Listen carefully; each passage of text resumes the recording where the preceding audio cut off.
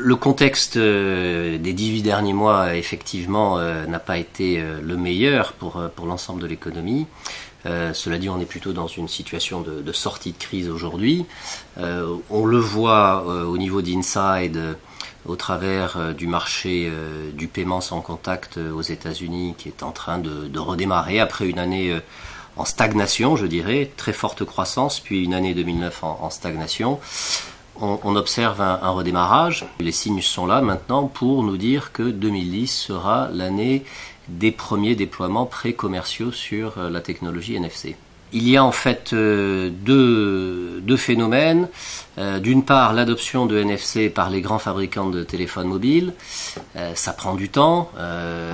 On aura quelques pourcents de pénétration, donc il n'y aura pas de téléphone NFC des nouveaux modèles disponibles pour tous les consommateurs qui voudraient les utiliser dans certaines applications.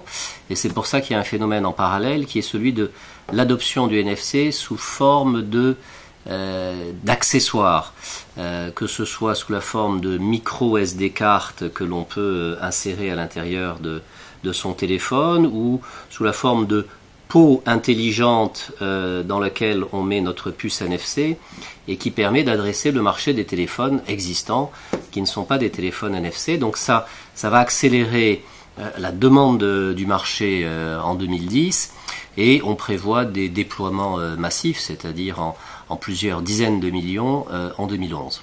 Sur le marché du paiement, effectivement, Inside avait conquis une position de leadership. Lorsqu'il y a une période de crise et de ralentissement, il y a moins de volume, mais il y a plus de concurrence.